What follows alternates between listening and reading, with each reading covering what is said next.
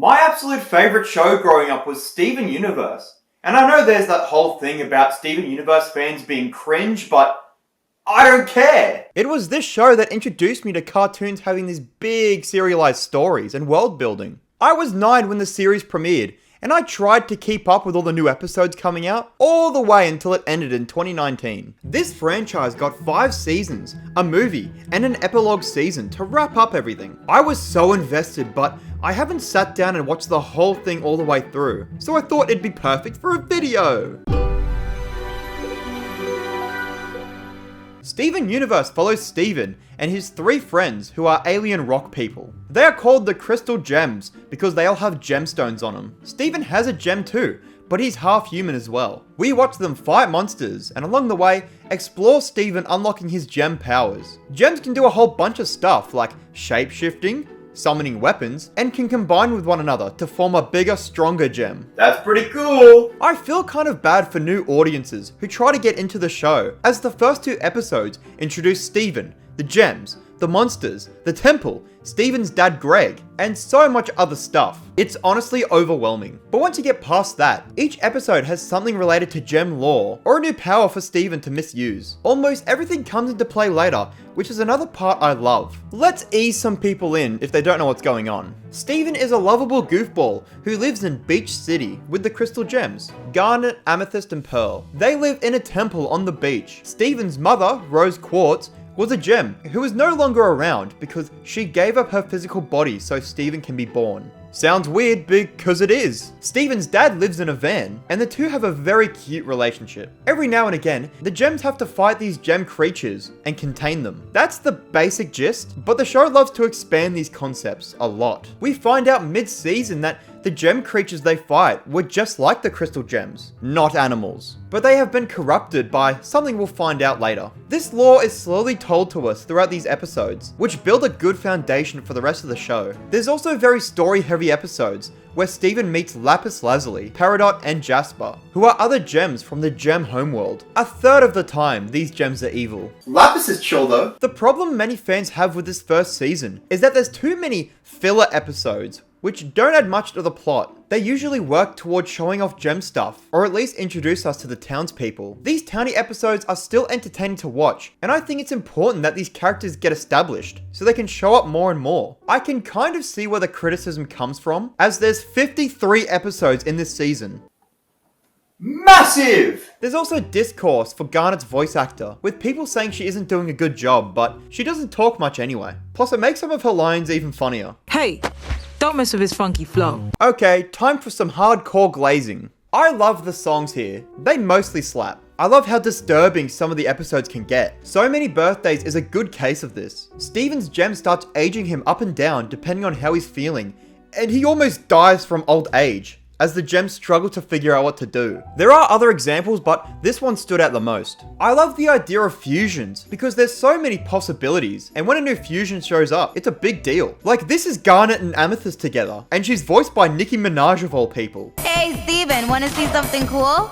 Yeah! Steven can also fuse, and he does it with his best friend Connie. That was an interesting decision. Rose Quartz gets a lot of glazing here, as she was the Gems leader who fought in a massive war for Earth, and every chance they get, they hype her up as a goddess. It's mostly by Pearl, and I think she's the most fleshed out character. She was by Rose's side for thousands of years, and we see that now she's gone. Pearl doesn't really know how to continue on. She feels like nothing without her, but kind of overcomes this for Steven. An episode I want to talk about is a crossover from another Cartoon Network show, Uncle Grandpa.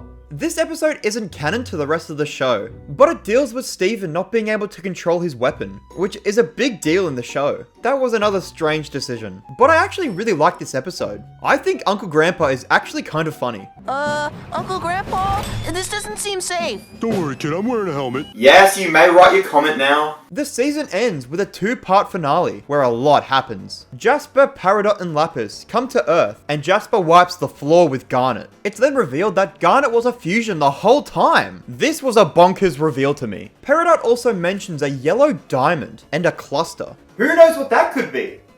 I know, but what? Then the gems take the ship down. Lapis and Jasper fuse, and Lapis traps Jasper in the ocean. This was a great season with a lot of interesting episodes and great music. The characters were all pulled off really well in this first introduction, and I'm really excited to rewatch the whole series again. Also, I want you to keep this scene in mind for later on. Oh no, there's lots of humans. There's my dad, Connie, Lars and Sadie, the mailman, Onion, I think. Next season, next season, next season!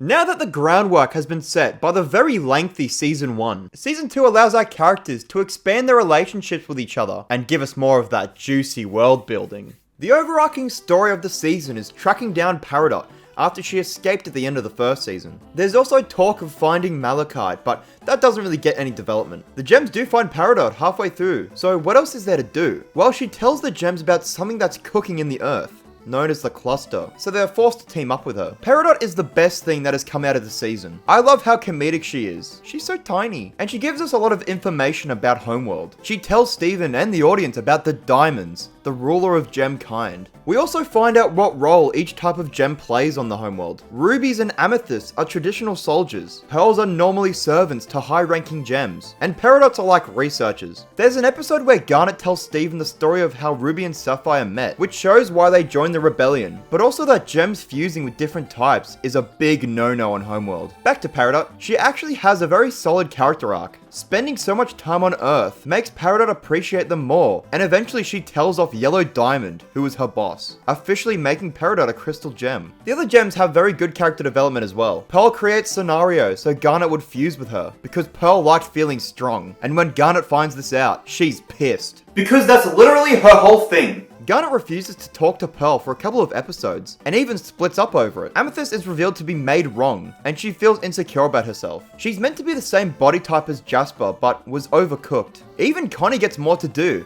as she trains with Pearl to become a sword fighter. Connie and Greg form this little bond, with both of them being the only humans to be close with the gems. It's pretty wholesome. The episodes in this season have some pretty awesome concepts. Garnet and Steven find these weird experiments with gem shards, which is really dark. These were crystal gems, shattered and forced together, and they form some creepy monsters. These guys show up a few more times and give a hint to what the cluster actually is. Millions of these gem shards stuck together, and when it forms, the Earth will go bye-bye. That's why Peridot helps the gems. They need to build a drill and stop it from forming. It's a shame we don't get that conclusion in this season, but everything was set up well. With a lot of good, there's also a few bad. Steven starts to use his shield more and more, which is cool, but we never see why all of a sudden he's able to control it so well. Did he learn how to do it and say uncle? But that isn't canon, so it feels out of nowhere. The Townie episodes as well have taken a dive in quality. There was a few I wanted to skip because I didn't really care. If that's all I have to complain about, then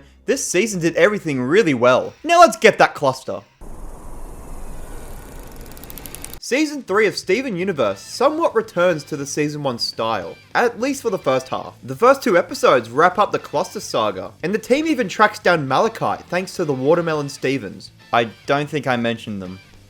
But an episode in Season 1 had Steven creating a bunch of sentient watermelons that looked like him. They went off, and now we find out they started a community on this island. Steven accidentally sent his mind into one of these watermelons, and saw Malachite there. The gems deal with the abusive couple, but lose Jasper. Afterwards, Steven and Peridot deal with the cluster, which Steven bubbles thanks to all the gem shards. I know that was a lot, but that's only the first 2 episodes of the season. We then return to the Townie episodes, which are pretty meh, I think, and episodes with Steven unlocking new powers, like floating. Lapis also decides to stay on Earth, with her and Peridot building a new friendship. I really like how these two become reoccurring side characters, as it would be harder to squeeze them into the main cast. Greg also becomes rich. Yeah, that's a thing. And it leads to a very solid episode where Greg and Pearl talk about their feelings towards Rose. Turns out Pearl was in love with Rose, and got really upset when Greg came along, and he was chosen over her. This actually makes a lot of her actions in previous episodes make more sense. A lot of the gems actually show off some of their insecurities. Like Peridot is jealous of the other gems because they have powers when she doesn't have any, until she figures out that she's Magneto. Amethyst tries to prove her worth when Jasper shows up again, because the two are very similar. They are both Quartz soldiers. They would have looked the same if Amethyst was made right, and they were both made on Earth. This leads to one of the biggest episodes in the show so far. Earthlings has Steven, Amethyst, and Peridot confronting Jasper at her kindergarten. Steven has his first gem fusion. Jasper fuses with a corrupted gem and gets corrupted herself, which is really gross. Ew, that's disgusting! This goes to show how desperate Jasper wants to win. She prides herself on her combat ability, but she's been shit on by fusions every time, so fusing with this wild animal is crazy. Before she goes, Jasper tells Steven that she served a pink diamond. Enough trauma dumping. This pink diamond is explained later to be the diamond that controlled the Earth colony, but she was shattered by rose quartz, which disturbs Steven. Shattering gems is a big deal to Steven, so hearing this shocks him. I love how fleshed out the homeworld stuff is. Another big episode, which is probably my favorite, is Bismuth. This weird shape bubbled in Lion's mane was an old crystal gem named Bismuth. Now I like her. She's got a fun personality, but she's very hot-headed. We find out that Bismuth was bubbled by Rose after she created a weapon that can shatter gems. Rose obviously took the appropriate action and poofed Bismuth, and never told the other gems. Steven is also forced to bubble Bismuth as well, but tells the gems everything. This kind of starts the idea that Rose Quartz isn't really that much of a saint that everyone's been hyping her up to be. And it doesn't stop here, let me tell you. I really like this season because of all the reveals and what the fuck moments we got. The townie episodes were pretty boring, yeah, and the lack of strong ongoing story was a little disappointing, but lucky there was still so much to watch. I think season 4 is the weakest season of the show, and it's not even a competition. It was just full of lackluster ideas, boring episodes, and the townie episodes have officially fallen off. Some of the worst episodes are here, and they are just as bad as you'd imagine. I just watched this season, and I can't remember what happens in it. Except for Rocknaldo, that was just hard to watch. The main gem-related episodes aren't even that great either. We get 2 short arcs in the season. One is about Greg getting taken to a human zoo, which is pretty underwhelming and uneventful, and the other is 2 homeworld gems stealing Steven's friends. This was actually pretty decent. I like these new gems, and it's time to bring back that scene from season 1, because that list is used by the gems to kidnap people. That's a pretty good idea. While I've been very negative towards the season, there was still a good amount of lore reveals sprinkled throughout. We're introduced to Blue Diamond, and see more of Yellow Diamond. I guess there's... Steven would have been named Nora if he was a girl. I guess there wasn't actually any cool revelations. The whole Nora thing came from an episode with Lion in the title. Normally they give us big secrets for Steven to discover, but this one leads to junk. It was just disappointing. You know who else is disappointed? Me! There's an episode where one of those Ruby soldiers that the gems have ran into a few times lands on Earth, and she wants to stay there. Oh cool, another gem to hang around Lapis and Peridot. Nope! All this happens so she can steal the ship the gem stole, and never shows up again. I feel like this was only done so the gems didn't have a way to get to Steven when he gets taken to Homeworld. Oh yeah. Steven is taken by Aquamarine and Topaz in place of his friends. That's how the season ends. We've got one more season left, so I hope it's as solid as I remember. Okay, Season 5 is an excellent end to the original series. It introduced so many new characters, and existing ones get a lot to do as well. Like Lars gets a fair amount of development, with being taken to Homeworld and dying. Yeah.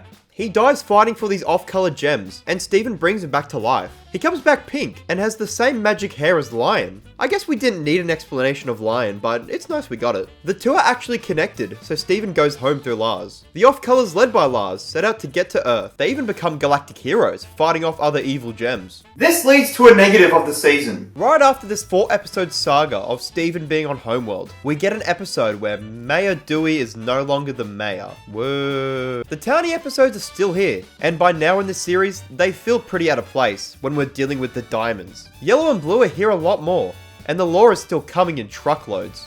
We get an insight to how Pink Diamond acted, like a child. And as the season nears its end, we finally know the whole truth about what happened to Pink. Rose Quartz did attack, but Pink wasn't shattered. And it wasn't Rose. It was Pearl shapeshifted as Rose, because the real Rose was actually Pink Diamond. What? She tried saving Earth using her authority, but it didn't work. So she used the Rose Quartz persona as a cover and faked her shattering. This reveal actually goes really well with all the gems, except Sapphire. She is upset because she was lied to, but this leads to happiness, as Ruby and Sapphire decide to get married. This is a cute moment for the show to have, and Steven also releases Bismuth to attend. She's chill now. This wedding episode was actually big. The diamonds crash the party, the cluster forms a hand and fights them off, and Steven reveals to the diamonds that he's pink. And after that major episode, The following episodes keep up the momentum, with Senti finally getting a proper form, for a little bit, and it was the 3 diamonds who caused the corruption. That Line 4 episode actually had some importance, as that's where Pink's ship was. The gems travel to Homeworld to convince White Diamond to heal all the corrupted gems, which is a whole can of worms. But everything here is very exciting. The final episodes take place on Homeworld, which I really like seeing. It's cool seeing this side of gem culture that's been so hidden from the spotlight. And it all leads to the final episode, which is 44 minutes long, so it has to be a big one. The diamonds help Steven confront White, which is kind of a redemption for her. Lapis and Peridot show up in their new crystal gem forms, thanks to Steven sending them a message through a watermelon Steven. Bet you didn't think they'd come back. We finally get the rest of the fusions left, which does feel a little rushed in my opinion. Sunstone and Obsidian are cool to have here, but I wish Rainbow Quartz 2.0 had a whole episode to herself. Steven's gem is plucked out and reforms as Steven. This shows White that he's just Steven, and she agrees to be cool. They all heal the corrupted gems, and they even have some marks left as a result, which is a neat touch. Steven has finally done what his mother couldn't, bring peace to gem kind. Oh, and Lars and his crew arrive on Earth. No more Diamond Authority! Well, we're cracked. I forgot about them. Now that the original series has ended, Steven Universe is a great show, I think. It mixes having chill episodes with big lore episodes so well. The characters are surprisingly deep. They make mistakes and sometimes do bad things. There are a lot of cool powers as well. There's so many moving parts to this complex world. It ended in a way that fits the theme of peace, and if the franchise ended here, it would have been great. But there's still a movie and an epilogue series to watch, so let's get them over with.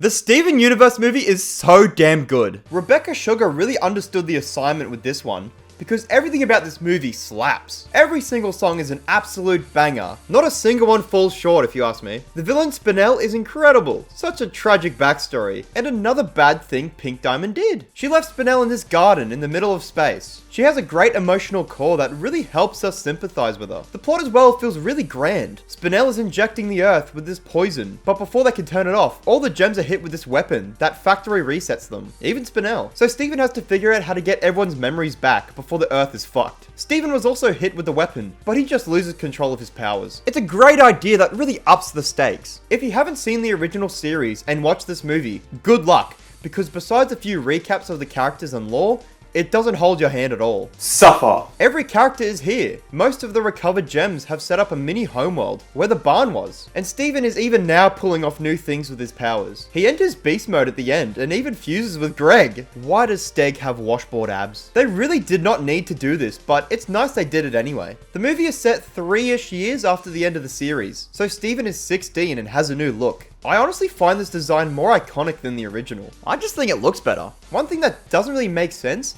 is that at the start of the movie, Steven makes a broadcast to the whole galaxy. Spinel sees this while still standing in the garden, and only a short time passes before Spinel shows up with a giant injector and rejuvenator. The timeline doesn't really add up there. I would say that this movie is another good ending to the franchise, but now they've teased us with this interesting new world. I want to see more. Oh, if only there was 20 more episodes to watch.